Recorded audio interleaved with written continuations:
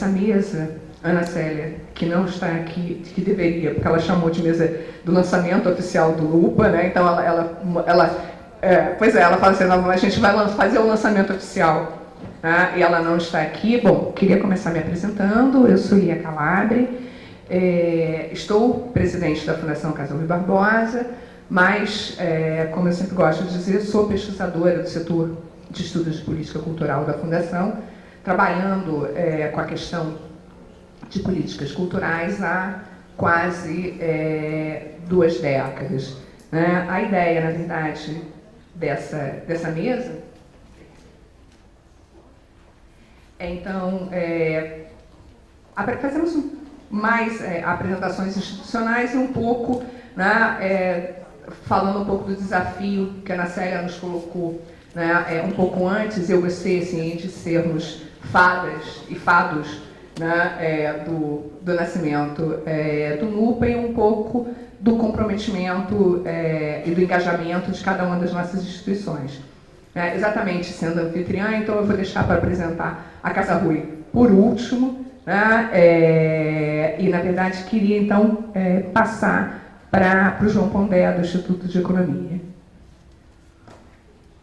Bom, boa tarde a todos. Eu vou ser relativamente breve aqui. Eu queria primeiro destacar a satisfação do Instituto de Economia com essa iniciativa, através do nosso programa de pós-graduação PEPED. Eu acho que tem 3 razões aí por trás dessa satisfação. Primeiro, acho que uma razão histórica: o Instituto de Economia e as instituições que antecederam ele, né, a Faculdade de Economia e Administração, o Instituto de Economia Industrial, sempre estiveram aí na linha de frente de grandes debates de política pública no país, né, já desde os anos 60, 70 e assim por diante. Então, eu vejo essa iniciativa com a continuidade dessa tradição. Em segundo lugar, eu acho que a discussão de política pública lá no Instituto de Economia, ela reflete o que a gente poderia chamar em uma premissa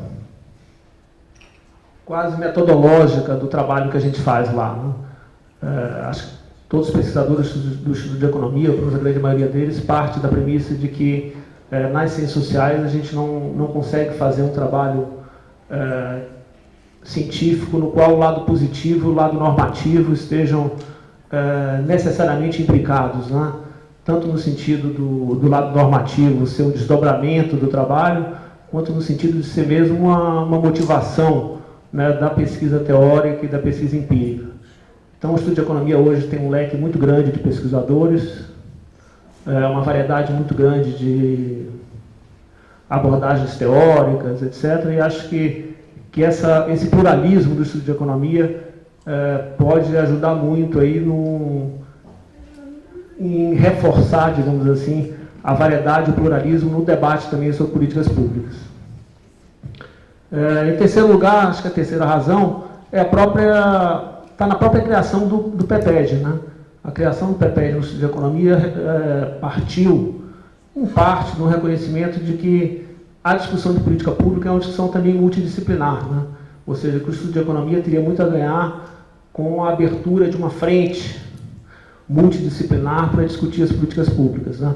A gente sempre foi uma instituição, digamos assim, mais centrada, naturalmente, na discussão da disciplina de economia. A criação do PEPED abriu o leque, e eu acho que iniciativas como essa aqui, elas, de certa forma, são uma evidência de que a decisão lá de criação do PEPED foi uma decisão inteligente e bem fundamentada, né? Faz parte dos frutos dessa decisão.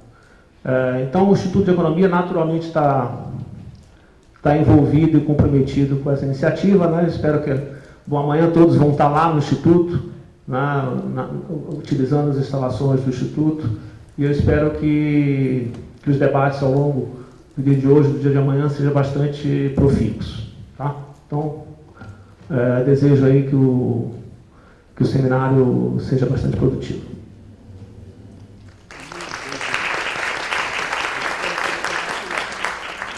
Boa tarde. Eu queria destacar o fato de que o NUPA está sendo lançado com apoio de 3 INCTs. Eu acho que isso é algo bastante interessante e, eu diria, único. Eu não conheço outra iniciativa que 3 INCTs se juntam a lançar um programa como esse. Pelo nosso lado, eu incitei mais na área de saúde, mas nós temos uma ligação muito forte com o PEPED. Eu e a Cláudia Chamos, que está aqui na plateia também, nós somos professores permanentes do PEPED, e eu acho que há 2 pontos-chave de nossa conexão área de saúde com o PEPED. Um é a questão da inovação. O nosso INCT trata inovação em 3 grandes setores, que a gente chama falha de ciência, falha de mercado e falha de saúde pública. Rapidamente, falha de ciência é quando a gente não sabe fazer algo que a gente precisa. Vacina contra HIV e AIDS. Ninguém sabe fazer. O que se tentou ainda não se conseguiu. Falha de mercado, existem remédios contra HIV e AIDS, coquetel, mas é muito caro, nem todo mundo pode comprar. É outra série de problemas. E falha de saúde pública, um insumo gratuito, como é a vacina de pólio, não chega em todo canto do mundo, ainda existe pólio por aí. Então, são problemas diferentes e que a gente avalia cada um deles de modo diferente. Por exemplo, falha de ciência. A gente vai querer aquela mesma avaliação de CNPq e CAPES se a revista é alto impacto, ou a gente está querendo descobrir um breakthrough para conseguir uma vacina. A gente quer mais paper ou quer traduzir o conhecimento num novo insumo. Na questão de falha de mercado, a gente tem uma interação com o INPI, com o PEPED, que analisa por que as patentes têm um backlog de 14 anos, por que algumas patentes terminam sendo estendidas por mais de 20 anos e o impacto disso na saúde pública. E, finalmente, na parte, por exemplo, de saúde pública, por que instrumentos que a Itália usa correntemente como contrato de risco, o Brasil não usou nenhuma vez um contrato que pode ser uma maneira espetacular de baixar o custo do medicamento que é incorporado. Então, a avaliação está praticamente no âmago do nosso INCT. A gente precisa saber que instrumentos usar. E, às vezes, bolamos indicador novo. A Bruna, que está aqui lá do IPED, ela trabalha muito com redes sociais. E, usando o sistema de rede, a gente fez um indicador específico para o Norte e Nordeste. Você está falando do Ceará? Mas quando o Ministério que distribui 30% do recurso para o Norte e Nordeste, a gente perguntou, mas é fator de impacto? Ele não vai ser muito bom.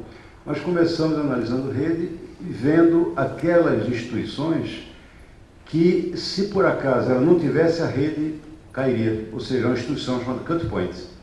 Então você começou a descobrir maneiras objetivas de dizer essa instituição merece apoio, essa aqui não merece apoio.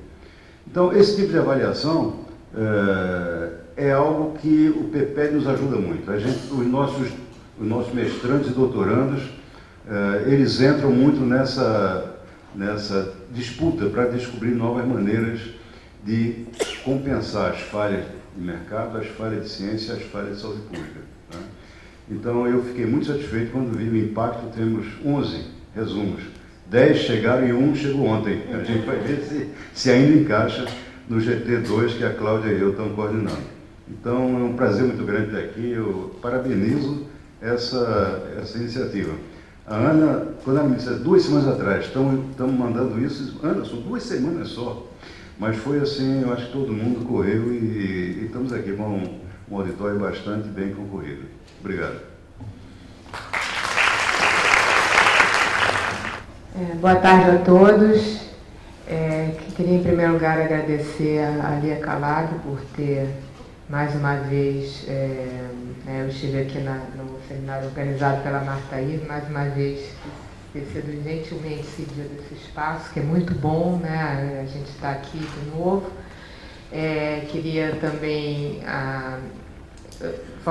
falar rapidamente, então, sobre o PEPED, né, ou PPED, aí tem gente que chama PPED, tem gente que chama PEPED, que é o Programa de Políticas Públicas, Estratégia e Desenvolvimento do Instituto de Economia da UFRJ. Como disse o nosso diretor de pós-graduação, João Pondé, esse curso foi criado há 8 anos atrás, baseado em 4 áreas de concentração, e eu vou apenas falar um pouquinho sobre as áreas para vocês terem uma ideia de como que essa questão de avaliação e análise de políticas públicas, na verdade, perpassa, né, todas as áreas de concentração do programa. A primeira área se chama Governança e Políticas Públicas, é uma área que visa, né, como diz o nome, tem como linhas de pesquisa toda a questão da transparência, da accountability, a governança, os mecanismos de governança que as instituições públicas fazem e seu impacto na definição das políticas.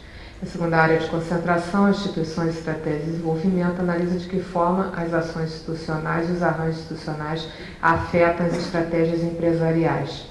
A terceira área, inovação, propriedade intelectual e desenvolvimento, estuda de que forma os direitos de propriedade, né, vão afetar, né, e impactar diretamente no desenvolvimento e ao formatar as condições de inovação. Inclusive existe, né, dentro dessa área, a área de políticas públicas de cultura, né, o professor Leandro mais cedo falou sobre isso, e finalmente a área de estratégia de desenvolvimento e sustentabilidade, que analisa as questões ambientais, né. Então, em todas essas áreas a gente nota uma preocupação com políticas públicas, né? O título do programa de pós-graduação é sobre políticas públicas, e a criação desse núcleo, ele vem de uma vontade do programa de consolidar a sua carreira de crescimento, a sua trajetória de crescimento, né? Na verdade, o programa ele é bastante jovem, né? Começou em 2008, mas como a Ana Célia disse mais cedo, ele está apresentando resultados bastante satisfatórios, né? São 80 teses de doutorado e 96 dissertações de mestrado defendidas, né? Um interesse cada vez maior no nosso processo seletivo indica que, de fato, existe, né, um campo para essa discussão multidisciplinar, né? Cada vez mais a área interdisciplinar, nós pertencemos à área interdisciplinar da CAPES, ela também está atraindo cada vez mais programas de pós-graduação, porque as ciências sociais elas estão caminhando, né, para a interdisciplinaridade. O mundo complexo em que nós vivemos, ele demanda uma discussão interdisciplinar. E o núcleo de políticas públicas, então, ele começou a ser pensado justamente dentro dessa discussão que nós estamos fazendo no programa, quando nós fizemos, foi 5 anos, né? Cadê a nossa 6 anos, completamos 6 anos de existência, né? Que aí eram foi 6 anos de existência, que eram 2 avaliações da CAPES, né, que naquela época era trienal. Nós começamos todo um processo de reflexão sobre os rumos do programa, né? E a ideia do núcleo começou a ser gestada. Nós, no ano passado, fizemos um workshop, né, sobre avaliação de políticas públicas, e como resultado desse workshop, que foi em junho do ano passado, ele foi filmado, está disponível no site do PPED, ficou clara a necessidade da gente sistematizar essa discussão de políticas públicas, de análise e avaliação, que estava difusa, né, entre as diversas áreas de concentração. Então, eu acho que essa iniciativa vai ser muito importante para o programa, porque vai nos ajudar a consolidar, né, a discussão sobre políticas públicas de uma maneira que permita, né, possibilite aos nossos estudantes de pós-graduação problematizar uma série de questões que foram levantadas nas mesas anteriores, tá? Então, eu estou muito contente de estar participando, né, do lançamento do NUPA, e eu espero que ele tenha uma vida muito longa. Muito obrigada. Boa tarde a todos. Em primeiro lugar, agradecer o convite, né, para participar dessa iniciativa. Eu vou falar, na verdade, sobre um INCT que foi aprovado, mas que a gente ainda não sabe muito como vai gerir. Então, para a gente, todo o sistema de avaliação vai ser super bem-vindo para pensar os nossos desafios. A rede foi criada, né, em 2012, na verdade era uma insatisfação de um pequeno grupo de pesquisadores de várias instituições que queria discutir a questão da propriedade, mas na perspectiva não só do direito, mas também da história e das políticas culturais no Brasil, né? Na verdade, o que norteia, a reflexão que norteia o grupo é a ideia de que uma reflexão mais densa sobre os mecanismos de apropriação e a forma como no Brasil se consolidou a propriedade absoluta e se naturalizou a ocupação irregular, talvez sejam mecanismos importantes para que a gente produzir políticas públicas que legitimam, ressaltam e consagrem iniciativas coletivas. Ela foi criada, esses são os pesquisadores fundadores, como vocês veem, 2 deles já são do PEPED, né, o Alain e o Leandro Mendonça. O Malavota é do IPI, a Beatriz, a professora da UF, especialista em políticas para as danças, e a Marina trabalha com terras indígenas, né? Então, esse grupo se reuniu porque, do ponto de vista dos sistemas de avaliação, esse projeto sempre não tinha o perfil de uma reflexão histórica, tão somente, mas também não estava aprisionado por uma concepção apenas do direito, né? E nós construímos, antes mesmo de sermos contemplados com o INCT, nós, no processo de nascimento da Rede Proprietas, a gente foi conversando com várias pessoas que já tinham uma trajetória na discussão sobre uma dessas temáticas para se construírem como coordenadoras regionais. Na verdade, o que a gente sabia que teríamos que enfrentar um problema de gestão de valores. Vocês sabem que o historiador nasce para ser pobre e se conforma com isso, então a gente não tem muito, né, uma experiência em gerir recursos, e então a gente, desde o início, antes mesmo de saber quanto, a gente produziu uma comissão gestora, que depois a gente descobriu, que inclusive estava no edital, que poderia nos ajudar a pensar como ceder recursos para o país inteiro, e em alguns lugares verticalizando a reflexão, para que a gente possa efetivamente ter uma discussão mais densa sobre essa questão, né? Essas são as áreas temáticas, né, que norteiam a Rede Proprietas. A gente poderia falar do ponto de vista mais simples, né, que teria a ver com a propriedade intelectual, material e imaterial, a propriedade da terra no estrito senso, né, no processo de ocupação e na legitimação da propriedade territorial e na discussão da preservação do patrimônio, né. Por isso que a gente está aqui apresentando ali, muito rapidamente, né, são os grupos que a gente também, antes mesmo de ganhar, a gente foi convidando consultores que a gente sabia que tinha uma relação com a discussão, e pesquisadores como a Cláudia Chamas, com a Lia Calabre, que a gente, a Ana Célia Castro, que é uma das nossas consultoras, porque a gente sabia que a gente precisaria alargar o campo até para nos proteger, enquanto um grupo muito pequeno de pesquisadores que queria efetivamente colocar essa discussão da propriedade na agenda política do governo, né? Quer dizer, o tema da propriedade não é um tema prioritário no próprio edital, e, ao mesmo tempo, no edital se falava de propriedade intelectual. Eu falei, como é que você naturaliza a discussão quando, na verdade, todo o processo de inovação ou de regulamentação da propriedade passa, efetivamente, por uma discussão mais complexa? E aí, então estão os consultores, onde eles estão, né, do grupo,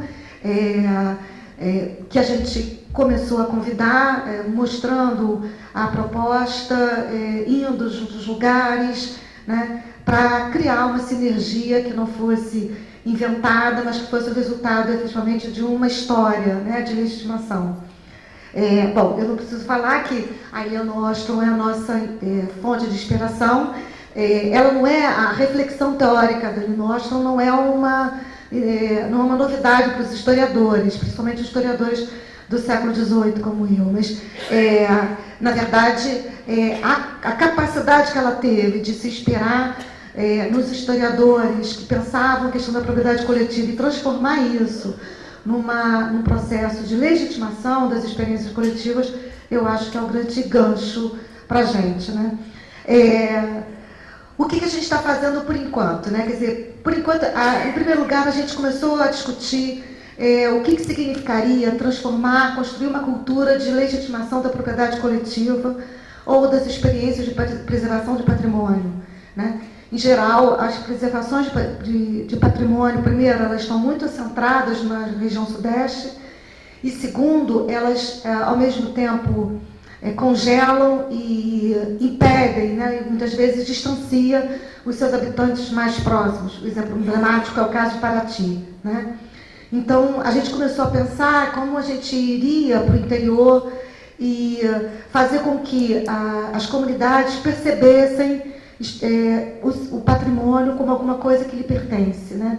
E aí a gente estava inspirado no Ariano Suassuna, no chamadas Aulas do Espetáculo, onde ele ia para o interior e explicava a importância do conhecimento. Então, um pouco, esse é um caráter extensionista do projeto, né? Levar a restrição da propriedade para os lugares onde a propriedade coletiva ou a experiência de um patrimônio existe, mas ele não é mais consolidado ou reconhecido como parte de um grupo, né? Um segundo projeto, eu estou falando só dos projetos que já existem, né? É os chamados mapas interativos, que a gente começou a pensar, né? Esses são, a gente construiu, isso já está acontecendo no Rio, vai começar no Maranhão e no Paraná.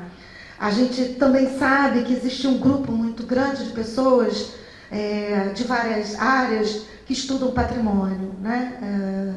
Mas a gente começou a inverter a lógica. Em vez de eu apenas fazer um mapa interativo para os alunos, para os professores terem acesso ao que é o patrimônio, a gente construiu a ideia do patrimônio fantasmas, né? Então, esses patrimônios fantasmas, eles são uma tentativa de repensar a política pública, dando alguns passos para trás. Quer dizer, então, significa fazer com que, no próprio processo de conhecimento do que foi um patrimônio que se perdeu, daí o conceito que eu criei do patrimônio fantasma, a gente começou a pensar nessa memória difusa, né, que se perde em todo o processo de valorização das terras, né, principalmente em terras ligadas ao agronegócio, e como que, quando você reitera aqueles patrimônios como coletivos, mesmo que fantasmas, mesmo que desaparecidos ou sendo destruídos, você constrói algum tipo de cultura de preservação coletiva,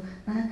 Isso tem sido uma proposta muito interessante, porque os alunos estão fascinados com a possibilidade de reconhecer na sua própria região alguma coisa que criou uma identidade que estava se perdendo. E algumas vezes também nós somos surpreendidos por um patrimônio que é tombado pelo governo e cria uma identidade completamente diferente, né? Como, por exemplo, a Praça dos Combatentes de São Gonçalo, que se tornou um lugar do funk, né? Então, não tem nenhuma relação mais com a ideia da Segunda Guerra Mundial, mas se recriou e se repensou como uma identidade fantasma em que as pessoas estão resistindo naquele espaço. Então, essa ideia do patrimônio fantasma a gente está mapeando em vários lugares, né? E isso faz com que a gente comece a pensar em políticas de preservação da propriedade coletiva, né? E principalmente da recuperação daquilo que não existe mais e, no entanto, faz parte da identidade de um povo. Outra coisa que a gente começou a construir, e a gente já encaminhou para a CAPES, né, é o doutorado interdisciplinar da Universidade Estadual do Maranhão, que é a propriedade e inovação. Na verdade, a gente está chamando de economia criativa, porque no Maranhão existe uma série de experiências culturais, tanto territoriais e também territoriais, eu nunca consigo separar as coisas porque elas de fato não são separáveis, mas existem muito poucos gestores de uma política voltada à preservação de patrimônios coletivos.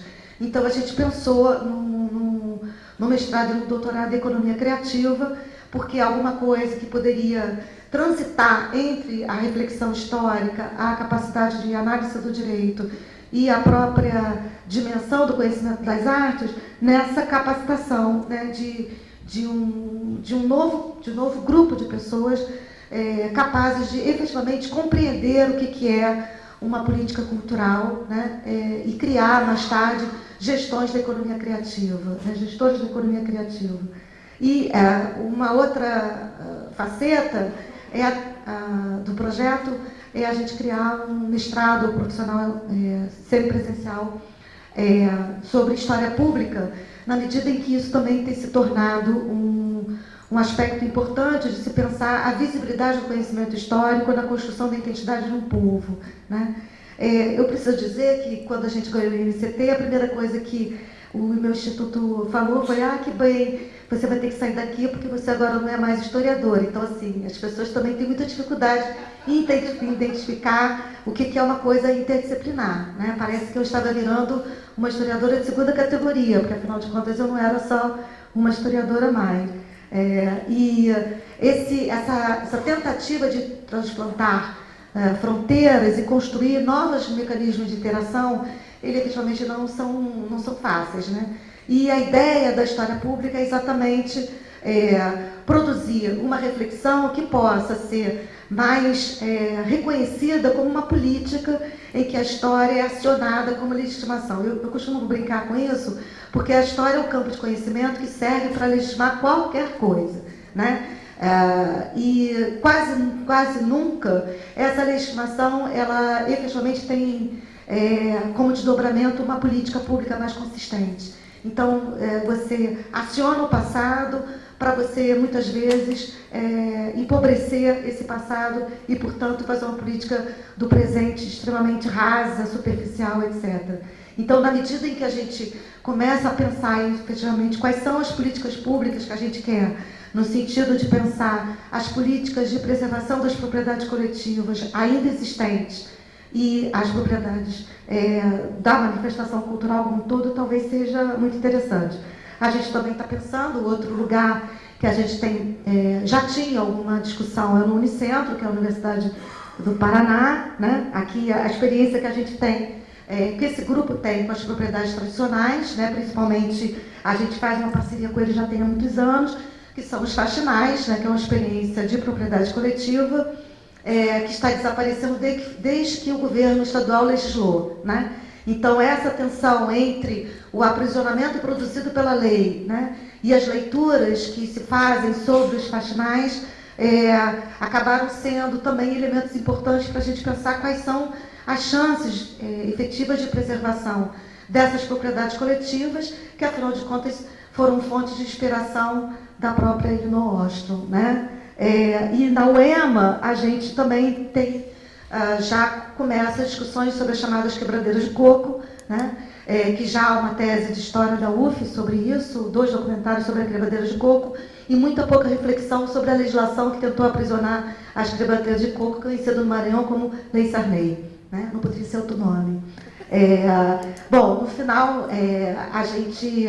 essas instituições, né, são instituições que apoiam regionalmente o projeto, antes mesmo do NCT, e na medida em que a gente está sendo contemplado, a gente tem uma parceria, né, já consolidada com a Universidade de Coimbra, já através do Leandro e do Jorge Cruz, que são 2 integrantes da parte cultural, e a gente foi chamado pela Universidade de Leiden em novembro para fazer uma discussão sobre propriedades tradicionais e um mecanismo de interação sobre o que significa essas propriedades coletivas, na medida em que o próprio INCRA reconheceu que a Constituição de 88, sempre lembrada, em 2018 a gente quer fazer um evento sobre a Constituição, a rede vai fazer, a Cláudia Chama estava até comentando sobre isso, a gente tem a discussão sobre a legislação sobre terras quilombolas, foi regulamentada pelo governo Lula,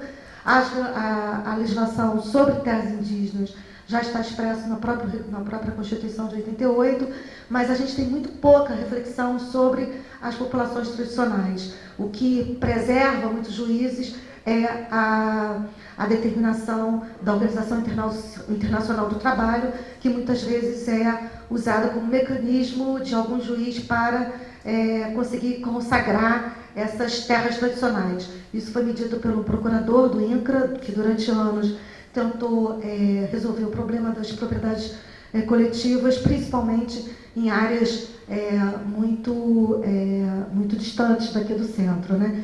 Então, essa tentativa de um pouco repensar como seria uma política pública voltada para experiências muito diferentes, que são os faxinais do Paraná, as quebradeiras de coco do Maranhão, o fundo de pasto da Bahia, que são ainda objetos de reflexão, mas de pouca política pública de preservação. É isso, obrigada.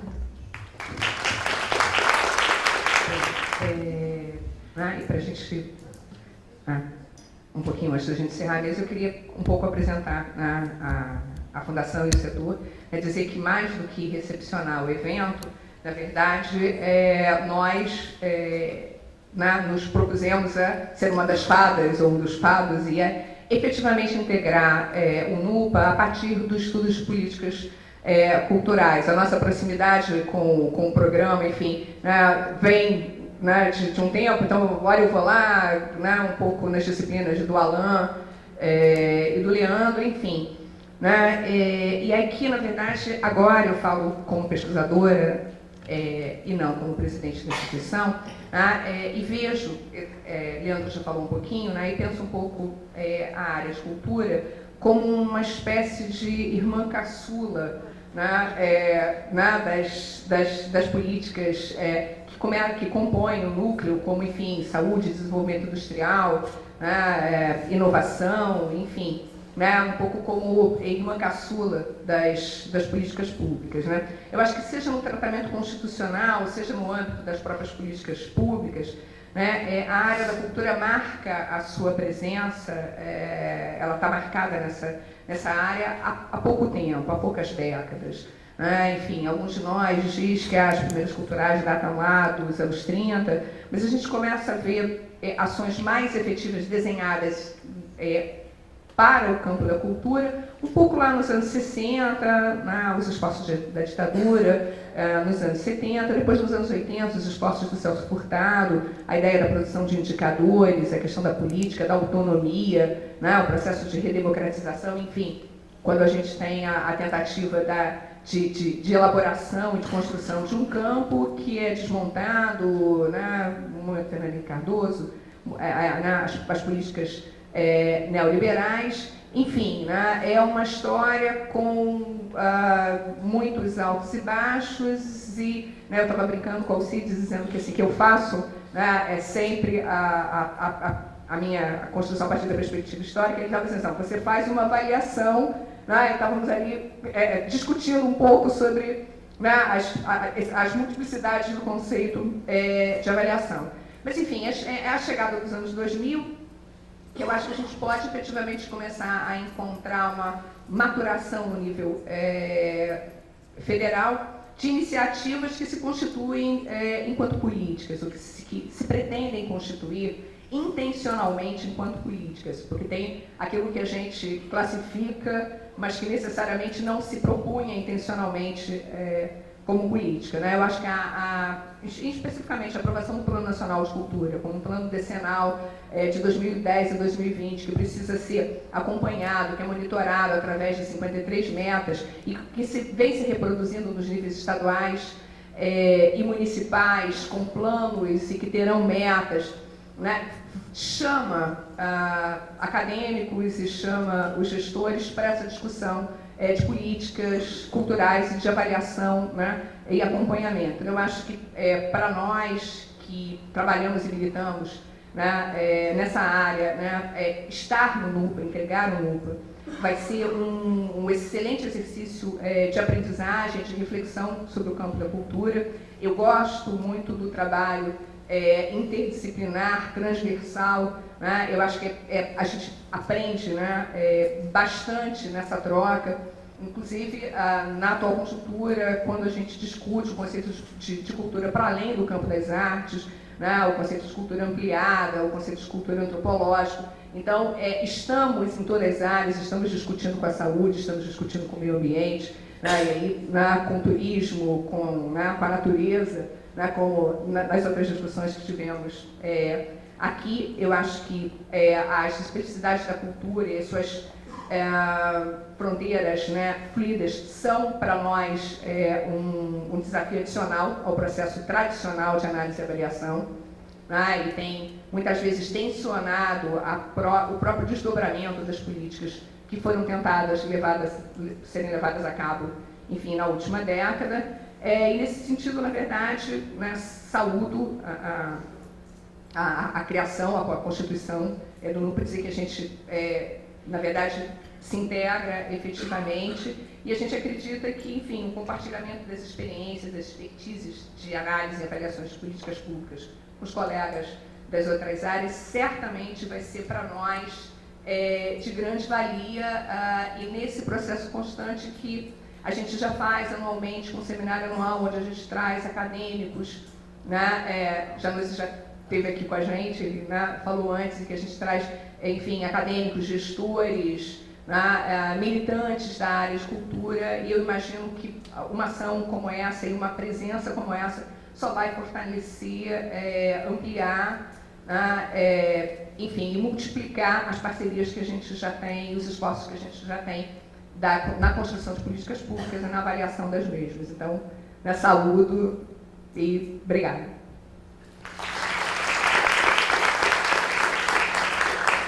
A mesa ficou com um horário um pouco apertado, porque a gente tem a conferência, então agora, na verdade, essa foi efetivamente uma mesa festiva para saudar a iniciativa, e agora a gente passa para a segunda mesa. Obrigada.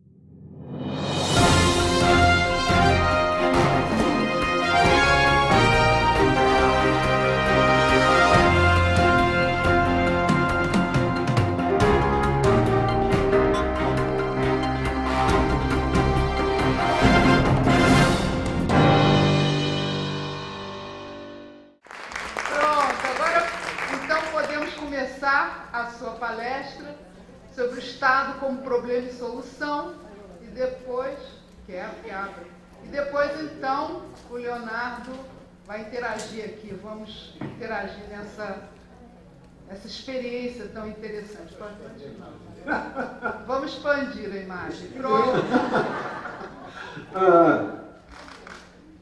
Aqui, trocar. So this talk is really called the dilemma of 21st century states, right? It's about the problems and difficulties of building states in the 21st century. And it starts from the premise that we currently face a situation in which states across the world, from Brazil. One moment here. I want to get my clock started, so I don't talk too long. In which states across the world, from Brazil to China to the United States to the European Union, states have proved themselves unable to deliver the collective goods that their citizens want and need. And consequently, this creates a self-reinforcing dilemma. The less states deliver, the more both the internal esprit de corps within states and the political legitimacy they have in the rest of society is reduced, and the more that is reduced, the less they are able to deliver, and so we have a vicious circle. So my premise here is that in order to understand this vicious circle, we have to start with the primary feature of the political economy in which these states live, which is to say contemporary global capitalism. And my premise here is that 21st century global capitalism has become a regressive force. It is wiping out good jobs. It is shrinking the availability of necessary services, and it is undermining general well-being. And so consequently, if we are going to understand the problems of the state, we have to understand the way in which capitalism's negative effects on people's lives undercut state legitimacy, and the ways in which capitalism's political and ideological power stands in the way of constructing effective states. Okay? So I'm going to start by looking very briefly at some current critiques of modern capitalism. And this is a highly selected, you may even say idiosyncratic, set of current critiques, but I think it is a telling set of critiques. And I'm going to talk a little bit, very briefly, about Fernand Braudel, Thomas Piketty, and Wolfgang Streecker. Once I've done this quick review of critiques of current capitalism, I am then going to review equally briefly, not quite as briefly, but also briefly, the evolution of perspectives on the state over the course of the last 40 years, starting with, of course, neoliberal perspectives on the state, which were dominant in the 70s and 80s, going on from there to the 20th century developmental state, and then to the what I call the 21st century developmental state. And then finally, I'm going to end with some brief speculations about possible analytical clues as to strategies for reconstructing states. And I'm going to look at two very different sources of these analytical clues, both based on recent research and, curiously enough, both based on recent research on Asia. First, I'm going to look at the results of a book called The Confucian Legalist State by Dingxin Zhao, which looks at the world's oldest state, that is the Chinese state, and some of the dynamics of its initial construction as a state. And then I'm going to look at some of the more recent subtleties of state society networks, using a book by Chung-Sol Lee based on research on Korea, Taiwan, Argentina, and Brazil. Research in the contemporary period. Okay, so let's start with current critiques of capitalism. And I think that Braudel provides a very useful starting point for these current critiques.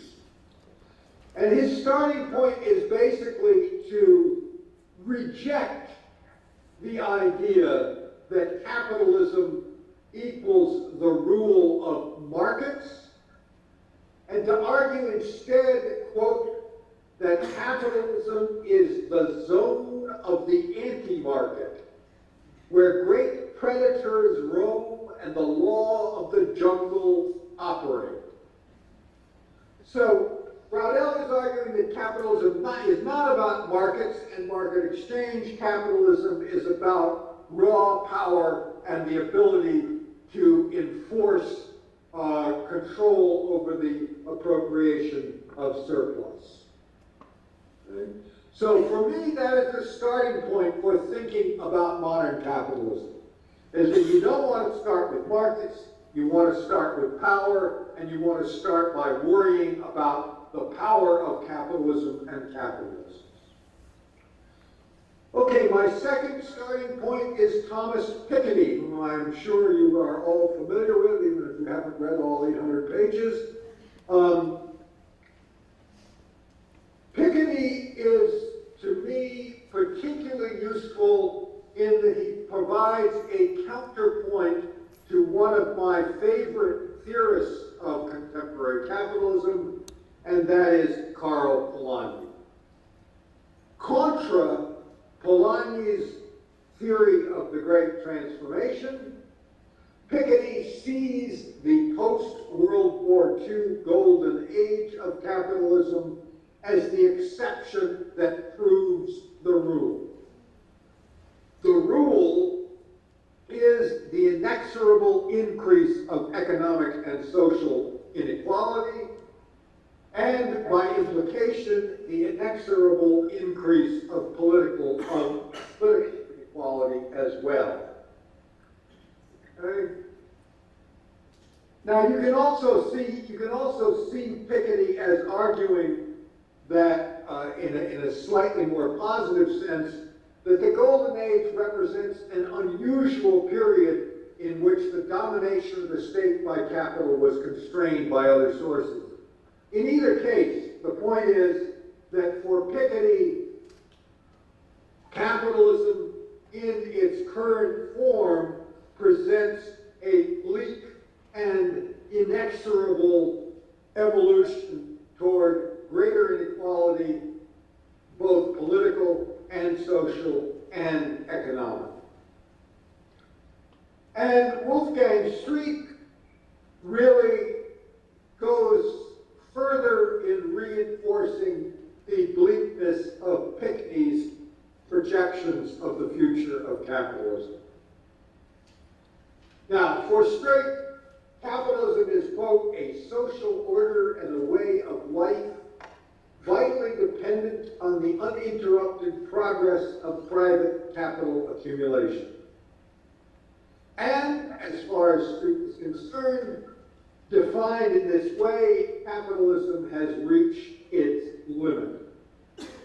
He argues that OECD capitalism is confronted with a, quote, continuous process of gradual decay, protracted, but apparently all the more inexorable for that. Worse still, as far as Streeck is concerned, worse still, capitalist quote-unquote progress has by now as much as destroyed any agency that could stabilize it by limiting it. The point being that the stability of capitalism as a socioeconomic system depends on it being constrained by countervailing forces, by collective interests and institutions subjecting capitalist accumulation to social checks and balances. And it is these social checks and balances that Streeck feels have been irreparably undermined by the current evolution of capitalism.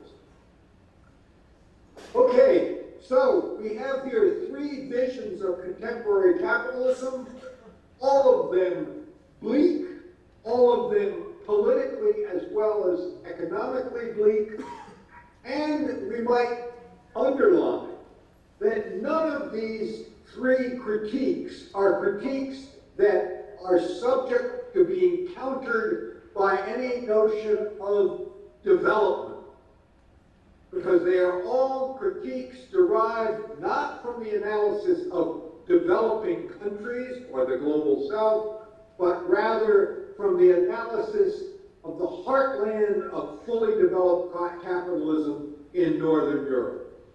Okay, so from that bleak picture of the most powerful element of the modern political economy, i.e. capitalism, let us turn to the state. And again, I'm going to go through three versions, sort of 40-year evolution of perspectives on the state, starting, of course, from neoliberalism. Neoliberalism, of course, is based on the fantasy economic syllogism that capitalism equals competitive markets and that competitive markets equal efficiency and well-being, and that therefore the state is an impediment. Furthermore, neoliberalism is based on the idea that politically, competitive markets eliminate power, whereas the state embodies power. And therefore, for neoliberalism, untrammeled markets are synonymous with freedom. Now, neoliberalism is not just destructive in terms of the economic policies it promotes. The prevalence of neoliberal ideology is attractive because it appropriates ideas of freedom and individual rights that retain a great deal of charisma throughout the globe in the modern world. And this makes neoliberalism all the more effective at undercutting the construction of positive worldviews that legitimate and stimulate building esprit de corps within the state and building organizational bases of public initiative both within and outside of the state. So, neoliberalism then is the embodiment of the vicious circle that I spoke of earlier. Neoliberal ideology and policies undercut the capacity of state officials for coherent, capable action. This in turn shrinks the ability of the state to deliver goods, and the resulting failures of the state delegitimate the state, strengthening the power of capital and further undercutting the possibility of the state to deliver the goods that people want and need. And we might close our discussion of neoliberalism with a footnote from good old Karl Polanyi. Polanyi ends The Great Transformation with a discussion of the political consequences of liberalism, as you might remember. And one of his most unrelenting quotes in the end there is the following. He says, "Freedom's utter frustration in fascism is indeed the inevitable result of the liberal philosophy, which claims that power and compulsion are evil, that freedom demands their absence from a human community." Okay, so we will leave neoliberalism behind and go on to the 20th century developmental state. Now, the 20th century developmental state is in some ways the antithesis of the neoliberal view. It assumes that an institutionally robust, engaged state is an essential enabler of capitalism's ability to realize its progressive potential, and therefore rejects completely the diagnosis of neoliberalism that the state is an impediment to successful capitalism. Now, this is a view in which the state provides crucial support, enabling private capital to realize its role as an agent of progressive transformation. In my personal version of this 20th century developmental state, the sort of embedded autonomy version, effective state environment requires in turn capable, coherent public bureaucracies as the fundamental foundation of effective state involvement. And these in turn depend on meritocratic recruitment and long-term career rewards, and they are complemented by state-society networks that enable the interchange of information and ideas and engagement between state organizations and social actors. Okay. Now, the problem with this 20th century developmental state model is that it is founded on the premise that key state actors and key segments of capital can unite around a shared progressive project that acknowledges the contribution of public as well as private actors. Now, if Strake is right about the character of modern capitalism, then the 20th century developmental state becomes a lost cause. Okay, so we go on to the 21st century developmental state. For the 21st century developmental state, the goal is not enabling capitalism to realize its inherently progressive potential. The goal is capability expansion. And this, of course, is a Senian concept. In Sen's language, it means enabling people to, quote, lead the kinds of lives they value and have reason to value. Or more precisely, it means the expansion of the set of functionings that people have the capability of enjoying. Now, the structural requirements of a 21st century developmental state are essentially parallel to those of the 20th century developmental state, with some crucial differences. The 20th and 21st century developmental states both depend on coherent, capable state institutions. Both also depend on state-society networks. But the 21st century developmental state depends upon a more demanding set of state-society networks. First of all, we have the Sen caveat. Sen insists that public goods must be arrived at via deliberative means, and this, of course, raises the bar for the construction of state-society networks. In addition, the 21st century developmental state is built on what I would call the Ostrom premise. That is to say, Elinor Ostrom argues that, quote, co-production, unquote, is an essential feature of delivering capability expanding services. That the effective provision of services depends on the active engagement of those who are supposed to benefit from those services. Okay, so the Sen-Ostrom model then is a more demanding model than the 20th century state, 20th century developmental state model. On the other hand, it is a model that depends less upon the cooperation and progressive character of modern capitalism. Instead, the 21st century developmental state poses the challenge of how is it possible to confront this modern capitalism that has now been defined as regressive. How is it possible to confront it and to transform it in a way that enables the realization of these state goals?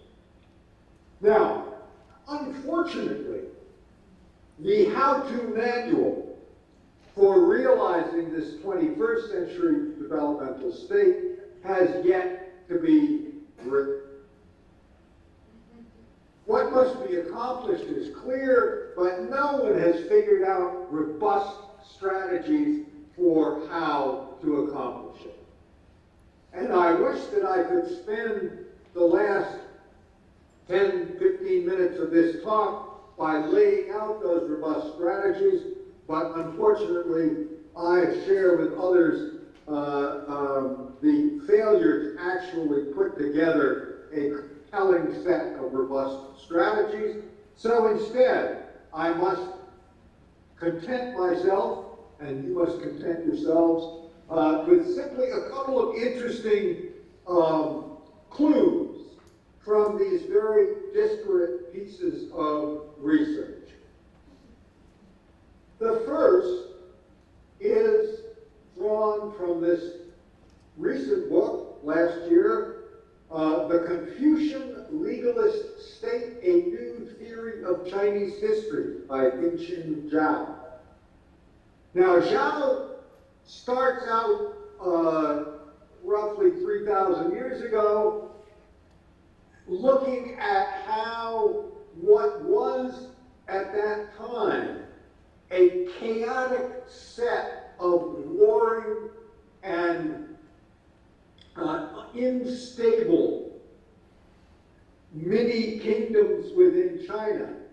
And he looks at how this chaotic set of warring mini-kingdoms was transformed into a coherent state which ruled certainly one of the largest areas of any state in the world, and furthermore, which ruled that area for longer than any other continuous state that we have examples of historically. So for Zhao, the key point of transformation in terms of turning this Chinese chaos into a coherent, robust, and durable state occurred somewhere around 350, 400 BC in the Qin dynasty,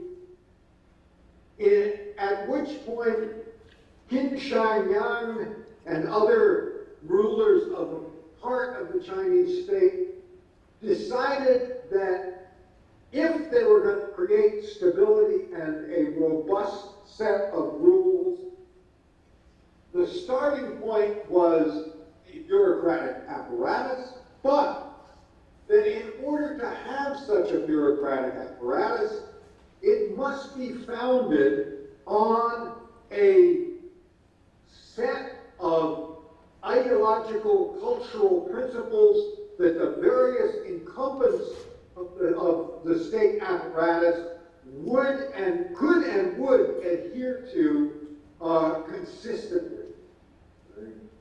And so they put together this set of first Confucian and then legalist formulations that together provided a cultural ideological matrix that provided for a relatively coherent set of state action.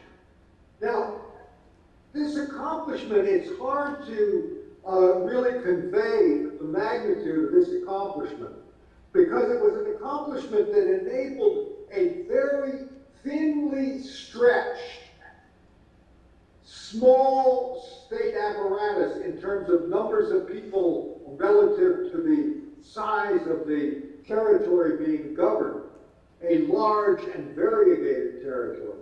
It enabled this small set of people to actually achieve a scope and penetration that was completely surprising given the nature of the apparatus.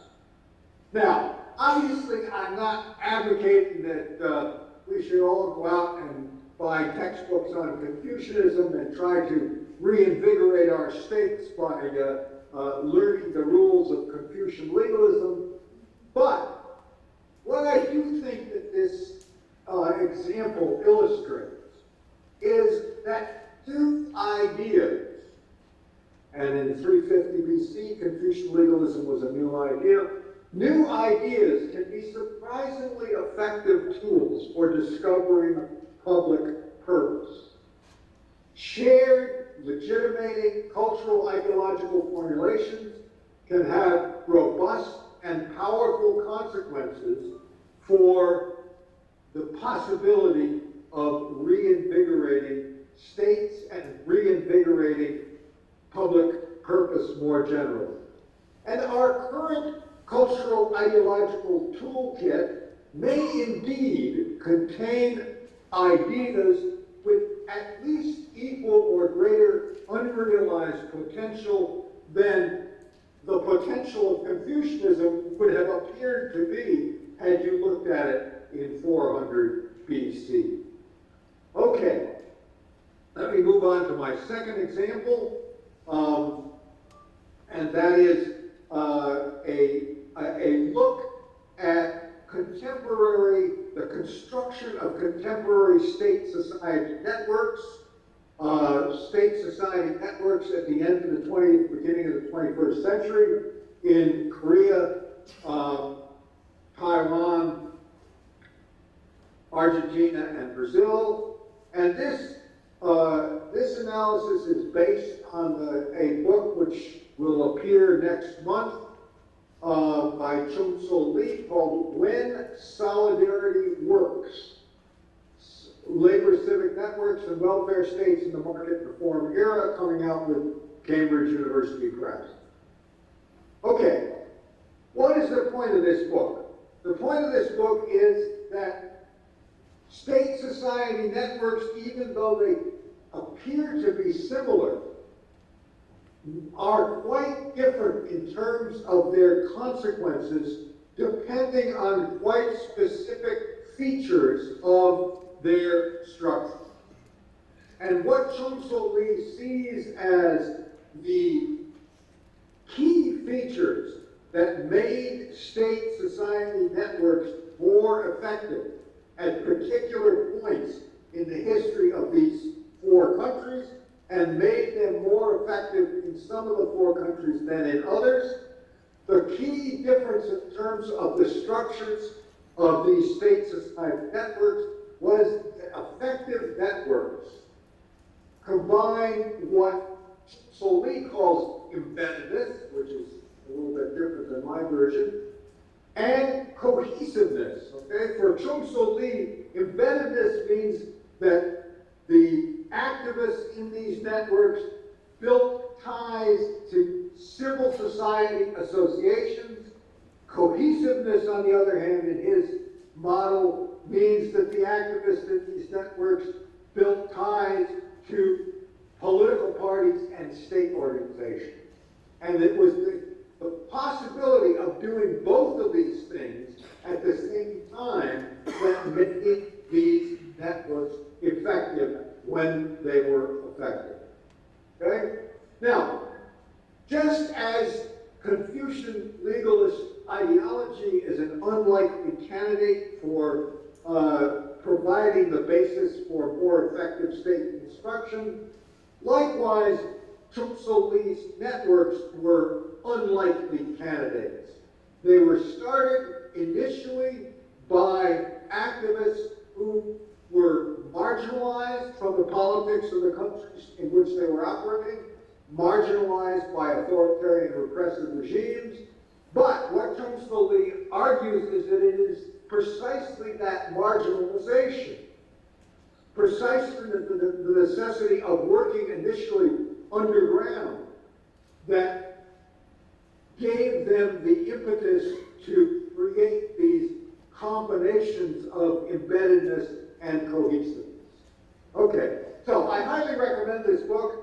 It's got a lot of great historical material on the 4 countries involved, in addition to some very intricate technical network analysis. But the point is that just as in the case of Ding-Shin Zhao's book, Chong-So Lee's book points us to sort of unlikely possibilities for hints as to how we might transcend the bleak combination of beleaguered states and regressive capitalism that we currently face. Right? So, just to conclude here quickly within my allotted time limit by Anastasia, just to conclude here quickly, if we look at the current situation, bleak is the only way it can be described. The persistent political and ideological power of capitalism is likely to checkmate strategy for constructing state structures and state-society synergies capable of transforming capitalism and capable of delivering the collective goods that people need. Absent that kind of transformation, the perverse effects, I would say growing perverse effects of 21st century capitalism are likely to worsen, risking cataclysmic economic, political, and indeed ecological crisis. So we have to start by acknowledging the bleakness of the world which we face. On the other hand, in my personal view, bleak prospects are no excuse for abandoning optimism of the will. unexpected increases in state capacity, surprisingly successful social movements, etc., have emerged in the late 20th and early 21st century. They are, I believe, likely to emerge again. It's hard to figure out exactly where and when, but I think that to ignore the possibilities of these unexpected turns is to abandon the positive potentials which are inherent in this apparently bleak prospect. And I would argue that there are good intellectual reasons for believing that transformation is possible as well. The analytics of transformation are not a mystery. Once it is recognized that being a handmaiden to modern capitalism will neither build state capacity nor enable the state to deliver the public goods that its citizens require, then the analytics are straightforward. I think the goals are nicely specified in the state Sen-Ostrom model. I think the potential agents, both inside the state and in social movements, are clear. It is only a question of putting the pieces together as coherent, organized mobilization. So I'll quit there.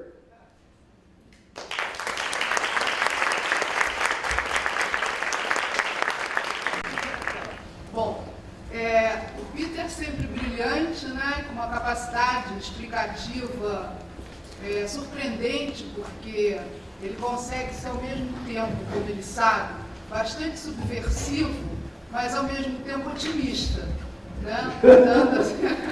Dando essa capacidade de entendimento do momento difícil que esses países estão vivendo, ao mesmo tempo constrói uma perspectiva extremamente otimista.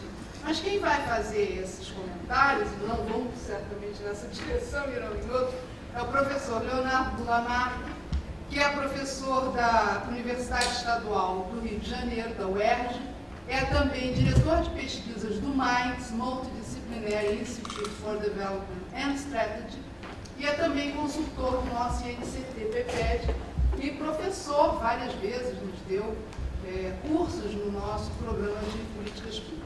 Então, eu passo a palavra para ele para os comentários. Deixa eu falar. Bom, então é o seguinte, primeira coisa é agradecer ao Peter pela, como a Ana Célia disse, pela brilhante, como sempre, né, brilhante, instigante e original reflexão. O Peter tem essa capacidade, está sempre nos ensinando. E mais que isso, acho que aqui no Brasil, não só no Brasil, eu já vi o Peter em outros lugares e eu sei que ele tem um fã-clube bastante robusto em diversos lugares, diversos países, e o Brasil acho que é um deles, com certeza. Tem uma série aqui de Ivan's Students, né, entre os quais acho que nós nos incluímos certamente, eu e a Ana Célia. Então, nós estamos sempre aprendendo aqui, como o Peter não interessa qual professores nós somos, quanto tempo somos professores, estamos sempre aprendendo aqui. Então, eu quero te agradecer, Peter, mais uma vez por mais uma inspirada fala. Agora, em relação, então, à sua proposta, que está na fala e está também no texto que dá origem à fala, não é isso? A proposta do Peter é de uma reflexão para ser criticada, para ser discutida, enfim, para ser devidamente, enfim, não acatada, mas refletir em cima das reflexões. Então eu vou seguir essa sugestão do Peter e vou fazer, claro que não serão profundas, então eu vou fazer aqui uma tentativa meio amedrontada de provocar alguns comentários em relação ao que Peter disse, certo? Então eu vou dividir em duas partes, mais ou menos. Uma tem relação com a dimensão, vou chamar aqui de teórica e de moldura analítica, que o Peter, como ele introduz no texto, e partindo reflexões que ele resume, né, de forma bastante comprimida do Brodel, Piketty e o Streck. Eu não vou voltar a eles, mas só vou partir deles. E depois a questão dos exemplos históricos, né? Bom, então, vamos lá. Quer dizer, nas palavras do Streck, que o Peter citou especificamente, né, o capitalismo capitalism has reached its limits, né? Então é uma frase bastante contundente, né? E a outra frase do Streck, que está no texto dele, que o Peter acha que não sublinhou, mas eu acho que, para meus propósitos, vale a pena sublinhar, aliás, é fundamental que seja sublinhado, é de que, bom, a democracia aparentemente não consegue mais proteger o capitalismo da sua própria, digamos, lógica autodestrutiva. Isso é um outro ponto que o Streck enfatiza aí, e daí o problema de, bom, sem a democracia protegendo o capitalismo, ele parece que está chegando aos seus limites. Você está acompanhando? Boa. Então, o seu campo sumiu. Boa. Ele está no stream. Acho que para ele tá bom, ele tá bom. Está ouvindo, Peter? Bom, de qualquer maneira, a reflexão é mais para você, né, para ele, né? Ele sabe isso aí, de trás para frente, de frente para trás, então, vamos lá.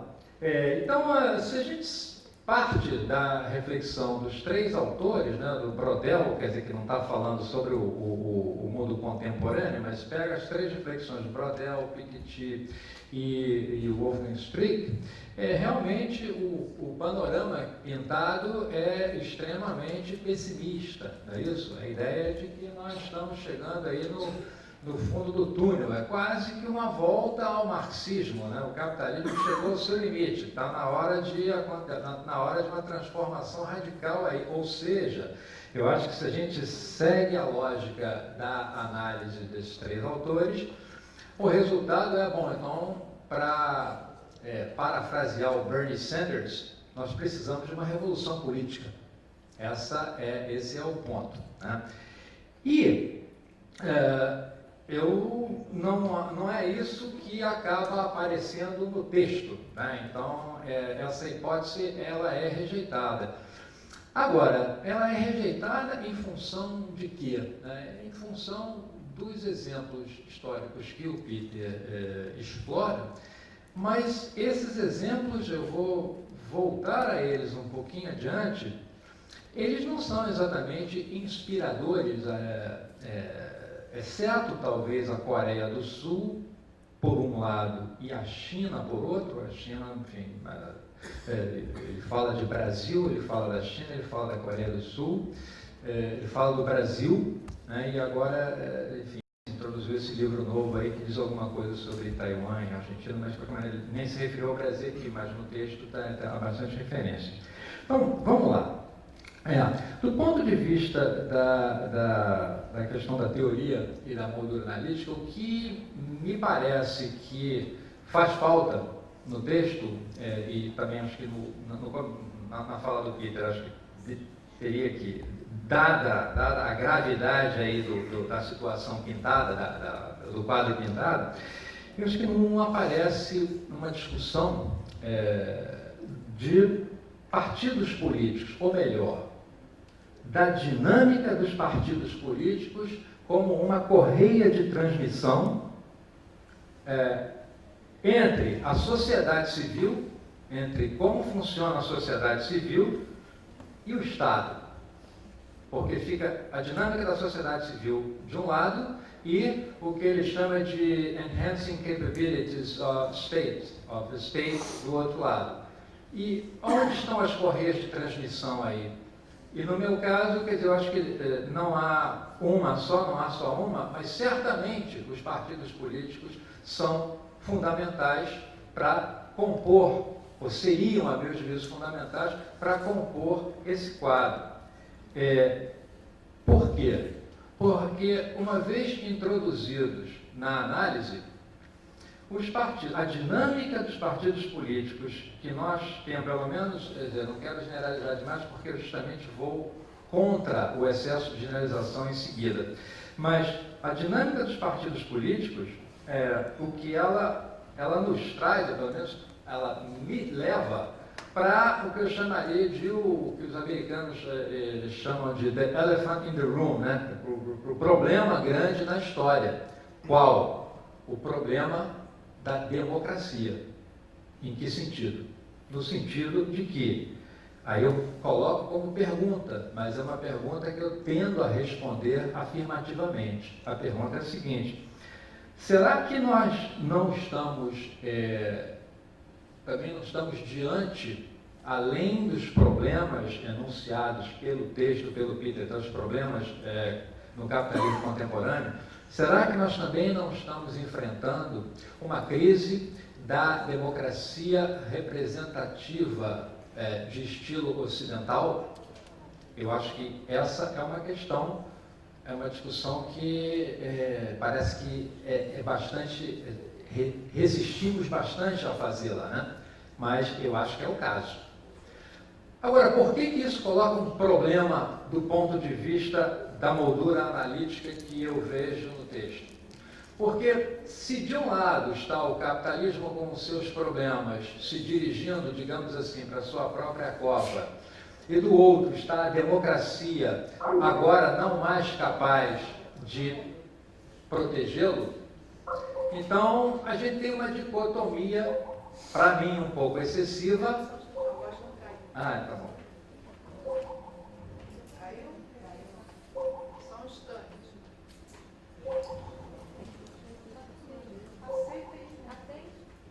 Tem que atender, não tem? Eu acho que tem que atender, ele está chamando, né? Ah, é? Também Está no lucro, né?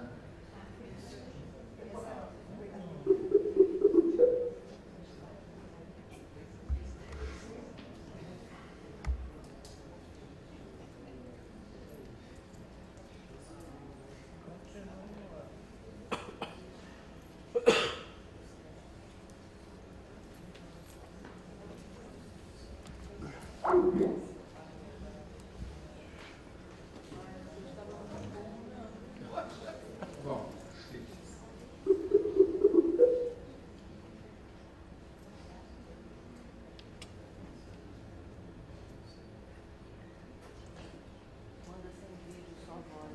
olha, isso é melhor eu falar. Senão vai cortar completamente dinâmica aí. Tá? Eu acho que é melhor eu concluir isso. Daqui a pouco vocês concluem por nós e voltam com os pés. Pelo streaming. Hã? Ele pode também estar acompanhando pelo streaming. A pessoa para quem você escapou. Então eu vou concluir aqui, porque senão a gente não, né, fica meio esquisito. Esses aí são problemas da tecnologia que a gente, enfim, não tem. Ainda não chegamos lá.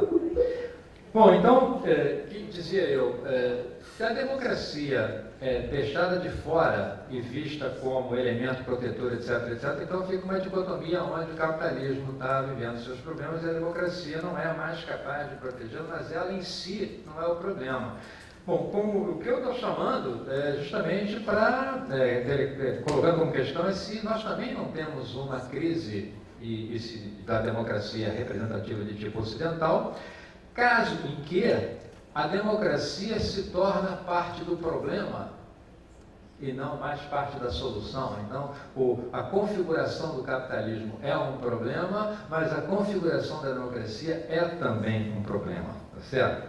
Bom, e se isso é verdade, então isso reafirmaria a visão Brodel, Piketty, Streck. Precisamos de uma revolução política. Mas isso só nos faz cair na próxima pergunta. Quem a fará? Quem são os atores dessa revolução política? A gente fica com um tremendo ponto de interrogação. Agora, recuo eu? Talvez sim, talvez não. Por que o talvez não? Porque talvez o que a gente esteja perceba também na fala aí, é o que é talvez um excesso de generalização. Em que sentido? Fala-se, que o Peter falou, de capitalismo, de Estado, não falou, bom, de democracia lateralmente, mas no geral, no atacado, no abstrato. Meu ponto, nós temos diferentes configurações de capitalismo e diferentes configurações de democracia. Para não alongar muito a história, bom, Estados Unidos versus Escandinávia versus América Latina versus a Ásia Oriental versus a Ásia Ocidental, Tailândia, Malásia, etc., etc., versus Coreia, Taiwan, Singapura, etc., China, versus Nova Zelândia, Austrália, são muito diferentes. A configuração do capitalismo é diferente, a configuração da democracia é diferente. Tá? Então, essa ideia de que o capitalismo está em crise e a própria ideia que eu trouxe agora, a democracia ocidental está em crise também, esta ideia se aplica igualmente a todas essas áreas, a todos esses desenhos institucionais? A minha resposta é não. Ela se aplica mais a alguns do que a outros. Então, o excesso de generalização aí pode ser também um problema mais do que uma solução do ponto de vista analítico. Bom, então, o que eu acho que seria, do meu ponto de vista, uma percepção que eu acho que é mais fértil aí. Falando e partindo de configurações diferentes de capitalismo e democracia, eu acho que tem uma configuração particularmente perversa no momento, que é essa da, que a gente acha, eu poderia resumir aqui de financiarização, capitalismos com alto grau de financiarização, ou seja, onde a lógica financeira comanda todas as demais e contamina tanto as empresas financeiras, quanto as empresas não financeiras, quanto os consumidores, que vivem de dívida, por exemplo. Os Estados Unidos é um caso espetacular, no mau sentido da palavra, disso aí. Então, financiarização, mas frouxidão regulatória, não só nas finanças, mas de uma maneira geral, do ponto de vista das drogas, do ponto de vista de drogas que eu digo fármacos, do ponto de vista dos alimentos. Nos Estados Unidos não se sabe mais o que você come. É impossível saber o que se come, na maior parte dos lugares. Tem um número inteiro da New York Magazine recente sobre isso, aonde você não consegue saber o que você está comendo. Por quê? Porque o Food and Drug Administration deixa isto acontecer. Então, financiarização, frouxidão regulatória e uma ideologia, também, para ser rápido aqui, vai chamar de neoliberal. E essa configuração é uma configuração particularmente perversa, eu proponho, tanto economicamente quanto politicamente. Então nós temos aí, aonde essa configuração, aonde esse desenho institucional está presente, então nós temos aí um encontro perverso entre um capitalismo, digamos, deteriorado por essa armadura institucional e uma democracia também em crise. Por favor, deixe seu recado. Algum progresso? Não, né? Não, vamos lá. Então, qual a minha proposta, a minha proposição? Bom, seria de que aonde esse desenho institucional e político está mais presente, está presente com mais intensidade, aí você tem esses resultados que o Peter enunciou aí, no sentido de que, bom, a situação aí para frente é das piores, só se pode esperar daqui para frente, só podemos, enfim, confiar no otimismo da paixão, né, e não versus o pessimismo da razão analítica. Né. Se isso não é verdade, então, se nós, quando olhamos para a Escandinávia, temos um retrato diferente de quando olhamos para os Estados Unidos ou para países da América Latina, ou, diferentemente, olhamos para mesmo a Ásia Oriental, comparamos com a Ásia Ocidental, a Ásia do Sul, e temos diferentes retratos, tanto da dinâmica do capitalismo quanto da dinâmica democrática, então, temos, mais uma vez, que evitar o excesso de generalização, olhar mais do ponto de vista, digamos, regional, quase local. E aí vem uma outra questão que me veio ao ler o texto, que é a ausência de um comentário que seja, não uma análise completa, não poderia haver, mas de um comentário sobre o que a gente poderia chamar de a dimensão global. Como é que a dimensão global, que sabemos hoje tão importante, como é que ela afeta essa dinâmica Estado e sociedade nas diversas regiões? Tá? Então, por exemplo, hoje a gente tem aí uma onda de movimentos populistas de direita que está presente na Europa, que está presente nos Estados Unidos. Afinal de contas, bom, podemos ter, tomara que não, Trump não é provável, mas é possível que Donald Trump seja o próximo presidente americano. É óbvio que se isso vier a acontecer, mais uma vez, pouco provável, mas não impossível, isso afeta toda a dinâmica Estado e sociedade, aí sim, no globo todo. Esse é um elemento fundamental da dimensão global e que eu acho que não está presente nessa reflexão. E aí são pequenos comentários, muito rapidamente, porque assim, ele não falou da China, mas ele fala um pouco da China e da China contemporânea, né? E isso não me convenceu muito, por quê? Porque eu acho que na China é muito complicado a gente inserir o papel da sociedade civil. A sociedade civil não teve um papel muito forte na dinâmica de transformação do Estado chinês. O Partido Comunista Chinês, sim. O Standing Committee, sim. Mas a sociedade civil lá, ainda não. Pode ser até que venha a ter. Ainda não.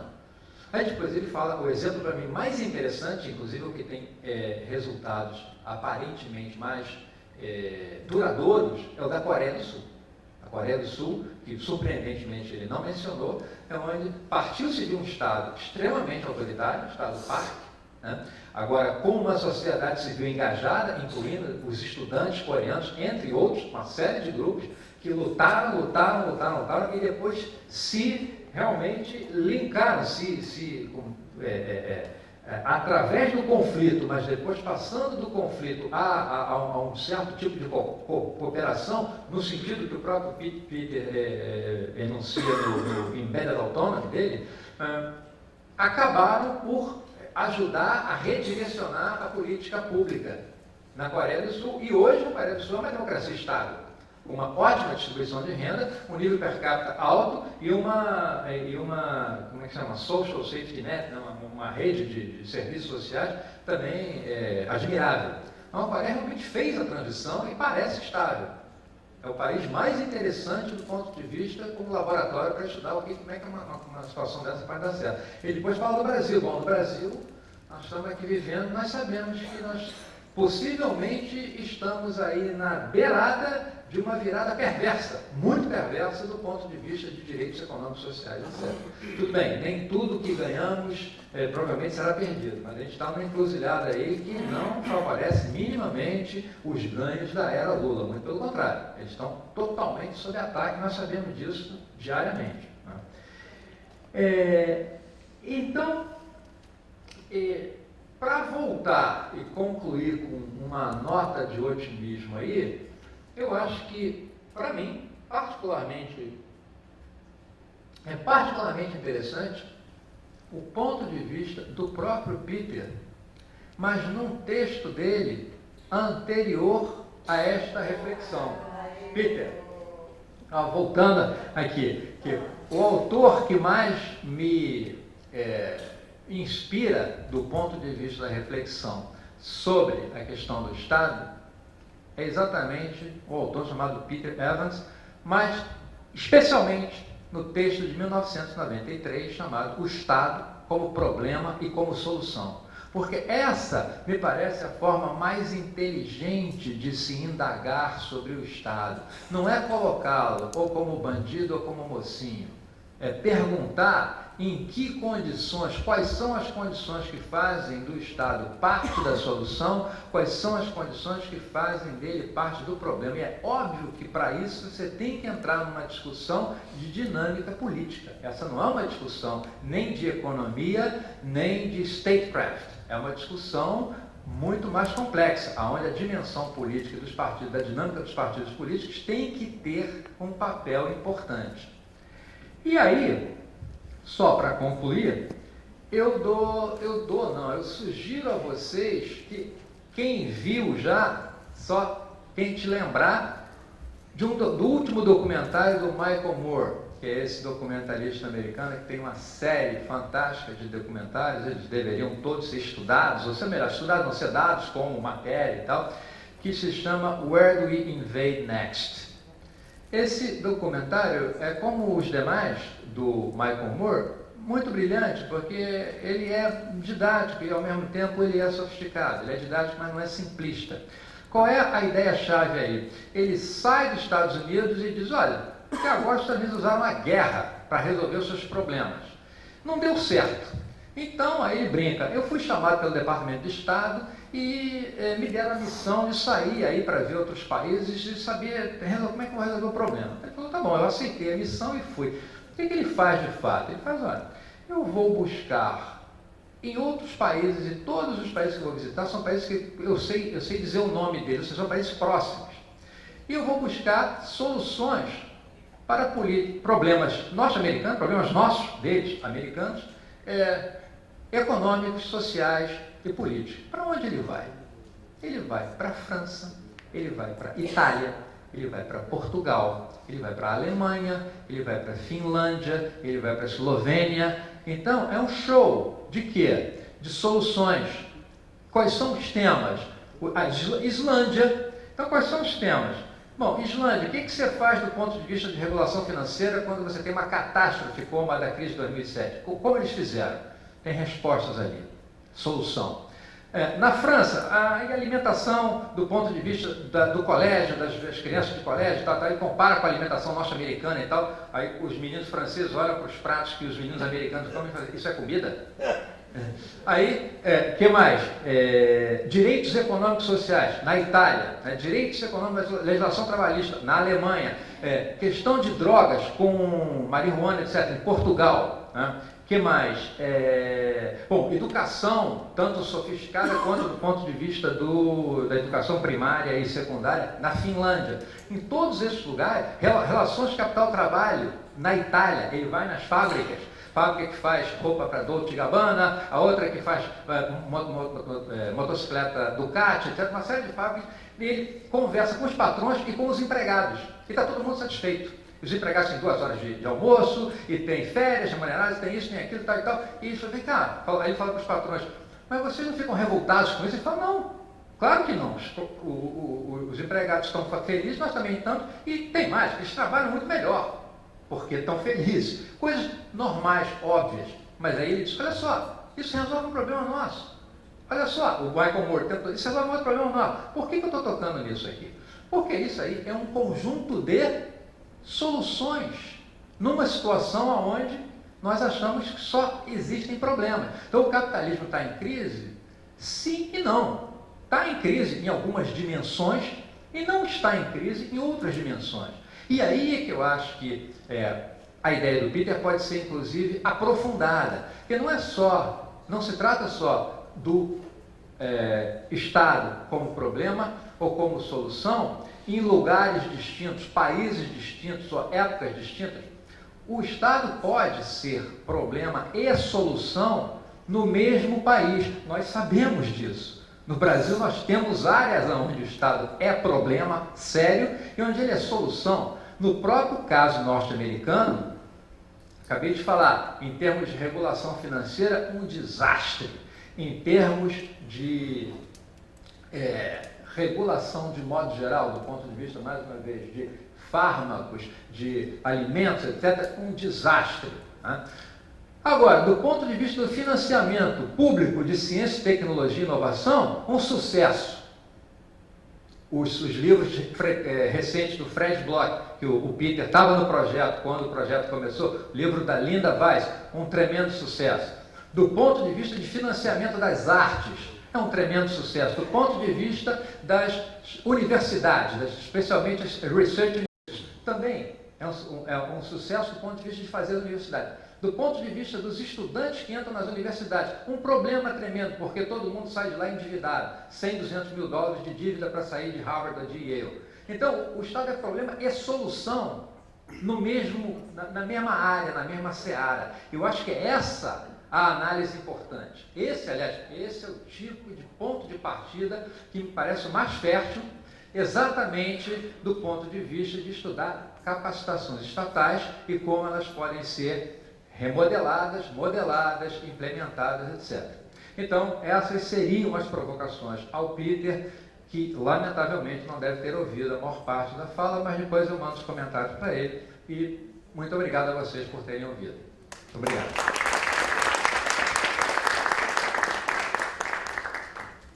Bom, eu acho que a gente não tem muito tempo, né? Peter, você quer fazer algum comentário? Porque eu acho que a gente não vai ter muito tempo de interagir. Não, ele ouviu uma parte, não é isso, Peter? Você ouviu uma parte? Eu acho que ele não está. Agora atropelou de novo. Caiu. Não, congelou, tudo bem. Congelou, né? Pena. Bom. Congelou. Mas eu acho que já foi tão produtivo, né? Já foi tão interessante tudo o que aconteceu. Eu acho então que nós temos tempo para um par de perguntas aqui na plateia. Perguntas seriam para o Peter, né? Seriam para o Peter, pois é. Eu não sei o que fazemos. Acho que encerramos.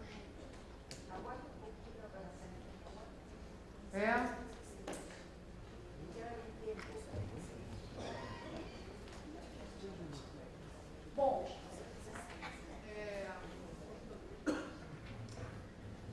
eu penso que essa nossa palestra final, conferência com os comentários, ela tinha assim um objetivo, né? Que era justamente de enquadrar a nossa discussão de análise de políticas públicas, análise e avaliação de políticas públicas, numa discussão mais substantiva sobre a questão do Estado, que está o tempo todo presente, mas está subjacente. Então, na realidade, o final era o início, né? Nós só fizemos no final por questões de horário, enfim, de conveniência, mas a nossa intenção era que a conferência fosse no início, porque ela era efetivamente o enquadramento que nos permitiria discutir a questão da análise e avaliação das políticas públicas. Então, eu penso que é um momento da gente encerrar essa sessão de hoje. Amanhã nós vamos ter apresentação dos trabalhos. Ficamos muito satisfeitos pelo fato de que, num espaço tão pequeno de tempo, vamos ter muitas apresentações nos grupos de trabalho, muitas apresentações de resumos e discussão em cada um dos grupos de trabalho. Isso vai acontecer no Instituto de Economia, no Salão Pedro Calmon e nas salas. E isso, a gente já devia ter dito o número das salas, né, que correspondem a cada grupo de trabalho, mas já está no site? Então, no site, no website do nosso NUPA, você já tem as salas que correspondem aos grupos de trabalho, onde haverá apresentação e comentários dos trabalhos que nos chegaram. À tarde nós vamos ter os minicursos, né? Com muita gente inscrita nos minicursos. E eu acho que em algum momento do final da manhã nós precisamos um pouco combinar como que continuamos, né? Acho que de toda essa discussão, tendo em conta que a gente realmente precisa continuar essa discussão do caráter do Estado, dos seus problemas, né? O Estado como problema de solução, e esse Estado no século XXI, acho que isso é uma pauta extremamente relevante, que não foi pensada enquanto tal, né? A gente poderia ter uma discussão específica, ou um grupo específico, que exige uma reflexão, não só sobre isso, mas sobre as capacidades do Estado nos países em desenvolvimento, que é parte da nossa reflexão no INCT, né, do INCT-PEPED. Mas, em resumo, nós temos áreas e grupos de trabalho que são divididos por políticas públicas, né, no qual entendemos que queremos fazer análise e avaliação, e acho que ao final da manhã nós vamos ter um pouco uma síntese de como é que vai funcionar daqui para frente esse projeto que inicia hoje e que dá essa satisfação toda, né, de ter tido uma tarde tão interessante, tão cheia de muito estimulante, né, muito criativa, muito estimulante. Acho que amanhã a gente então fecha com a discussão dos grupos de trabalho. Agradeço a todos e principalmente aos que vieram aqui falar, aos coordenadores, a todos que eu mencionei no início, né, da sessão, mas que estão aqui presentes. Muito obrigada a todos.